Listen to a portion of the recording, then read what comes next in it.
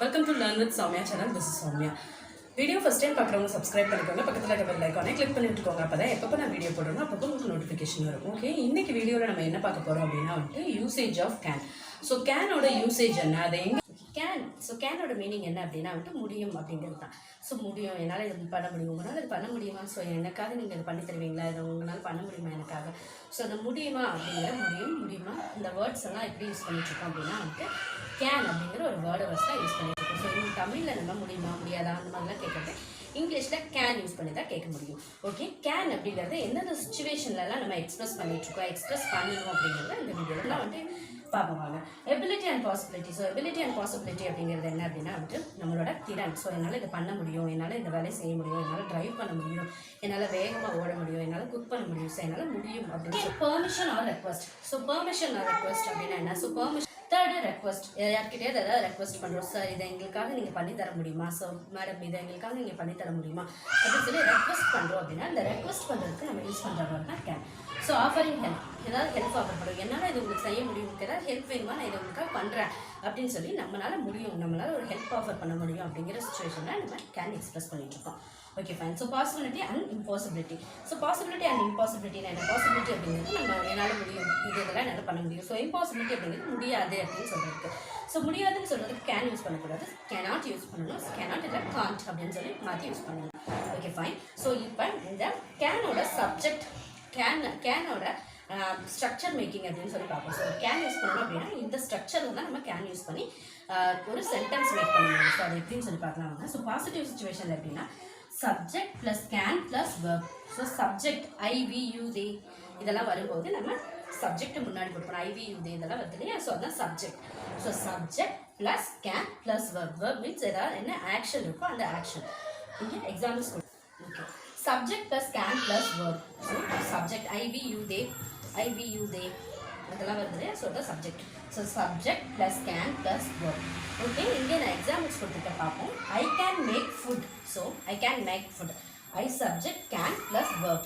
Okay fine. இது subject, இது can plus இது make foodங்கிறது verb.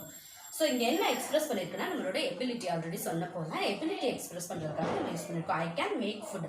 ஸோ என்னால் ஒரு ஃபுட் சமைக்க முடியும், என்னால் ஃபுட் சமைக்க முடியும். I can make food. Second I can speak English. So அதுவும் நம்மளோட எபிலிட்டியை எக்ஸ்பிரஸ் பண்ணுறதுக்காக தான். So I can speak English, என்னால் இங்கிலீஷ் பேச முடியும். Third we can solve the problem, எங்களால் அந்த ப்ராப்ளத்தை சால்வ் பண்ண முடியும்.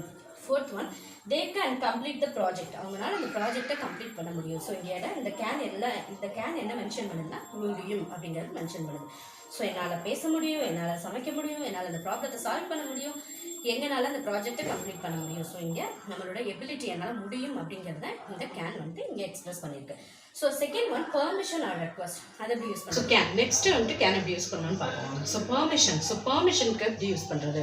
ஸோ பெர்மிஷன் கேட்கணும். ஸோ இது நான் யூஸ் பண்ணிக்கிட்டா, சார் நான் இங்கே உட்காந்துக்கிட்டா, இங்கே நான் உட்காந்துக்கிட்டா, உங்களோட திங்ஸை நான் எடுத்து யூஸ் பண்ணிக்கிட்டா அப்படின்னு சொல்லி நம்ம பெர்மிஷன் கேட்கணும். ஸோ அந்த பெர்மிஷன் கேட்கறதுக்கு கேனை எப்படி யூஸ் பண்ணுறதுன்னு பார்க்கலாம். ஸோ இதோட structure formation, sentence formation structure என்ன அப்படின்னா can plus subject plus verb. Can plus subject plus verb. So already என்னால் இதை பண்ண முடியும் அப்படின்னு சொல்லி நம்மளோட எபிலிட்டி எக்ஸ்பிரஸ் பண்ணுறதுக்கு, நம்மளோட எபிலிட்டி என்னால் அது முடியும்னு சொல்கிறதுக்கு நம்ம எப்படி கேன் யூஸ் பண்ணோம். Subject plus can plus verb. ஏன்னா இங்கே ஒரு கொஸ்டின் கேட்குறோம். ஸோ பெர்மிஷன் கேட்குறதுக்கு நம்ம எப்படி கேனை யூஸ் பண்ணணும் அப்படின்னா கேன் ஃபர்ஸ்ட் வரும். So can subject verb.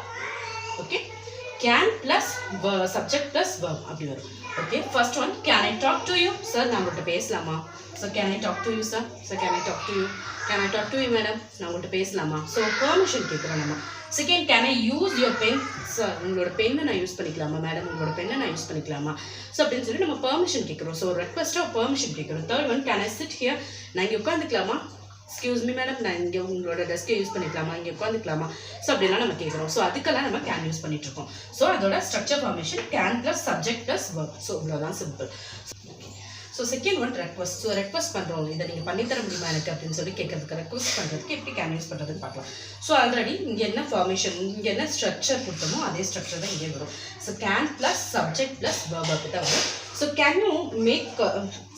Can you come college tomorrow. நாளைக்கு உன்னால் காலேஜ் வர முடியுமா. ஸோ எனக்காக நீ நாளைக்கு காலேஜ் வரையா, எனக்காக நீ நாளைக்கு காலேஜ் வர முடியுமா அப்படின்னு கேட்குறோம் அப்படின்னா ரெக்வஸ்ட் பண்ணுறோம். So can you come college tomorrow அப்படின்னு கேட்குறது. So second one you can Singh you can Singh for me. உன்னால் பாட முடியுமா எனக்காக. So you can Singh for me. Request அப்படின்னா என்ன? ஸோ பொலைட்டாக ஒரு விஷயத்தை பண்ண முடியுமான்னு சொல்லி நம்ம கேட்குறோம் அப்படின்னா அதுக்கு எப்படி கேன் யூஸ் பண்ணுறது பார்ப்போம். So first one, can you come college tomorrow. நாளைக்கு உன்னால் காலேஜ் வர முடியுமா. ஸோ இதோட சென்டென்ஸ் ஃபார்மேஷன் ஸ்ட்ரக்சரும் பெர்மிஷனுக்குள்ள ஸ்ட்ரக்சரும் ஒரே போல தான் வரும். ஸோ ஃபர்ஸ்ட் கேன் வரும், second subject, third verb. So can you come college tomorrow. உன்னால் காலேஜ் நாளைக்கு வர முடியுமா, எனக்காக நீ காலேஜ் நாளைக்கு வர முடியுமா அப்படின்னு சொல்லி கேட்குறோம் அப்படின்னா அதை ரெக்வஸ்ட் பண்ணி கேட்கும்போது கேன் யூஸ் பண்ணி கேட்போம். So can you come college tomorrow. Second one, you can Singh for me. உன்னால் பாட முடியுமா எனக்காக.